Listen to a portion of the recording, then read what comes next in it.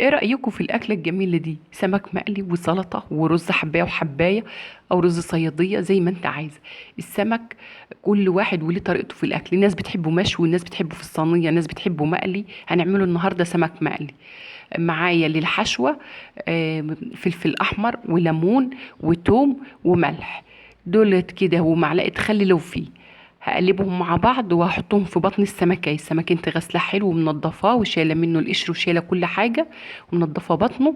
هتقلبي كل المكونات اللي قلنا عليها دي وتحطها في بطن السمكة. السمكة انت مفتحاها من الظهر علشان خاطر ما تبقاش مستوية من بره، لونها تاخد لون، ومن جوه تكون لسه ما استوتش.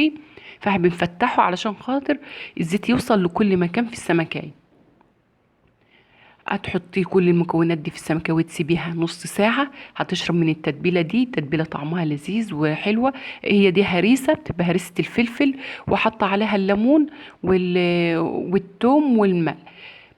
زي ما حضراتكم شايفين كده بملى بطن السمكية كلها، والسمكية انت مفتحاها وتسيبيها بس ربع ساعة، 10 دقايق، نص ساعة. انت كل ما تسيبيها بتاخد من طعم التتبيلة دي. وعندك علشان خاطر لما تيجي تقليه دقيق ومعلقتين نشا لو انت بتحبيه مقرمش. لو انت ما بتحبوش مقرمش زي كده فاعمليه بدقيق بس. وبعد كده هتقليه. الزيت بيبقى غزير علشان خاطر يبقى مغطي السمكية من كل جهة.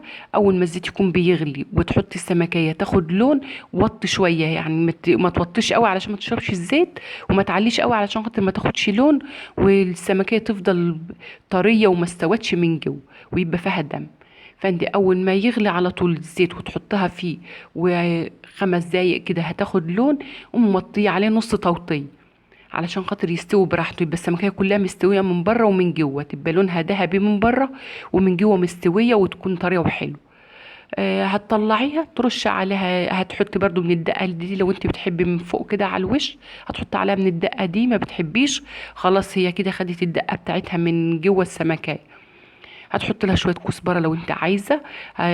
بس هتاكلها مع السلطه ورز بحبايه وحبايه، او رز صياديه زي ما انت عايزه. بيبقى السمك كل اكله سمك ولها طعمها.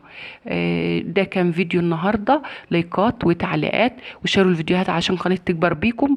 لو انت بتحب السمك مقرمش ما تغطوهوش، سيبيه زي ما هو طالع من الزكه بيبقى مقرمش. عايزاه يبقى طري تغطيه يتنه طري كله، يعني يفضل طري كله، ما يبقاش فيه لا القشره مقرمشه ولا حاجه. وده كان فيديو النهارده، واشوفكم في فيديو جديد.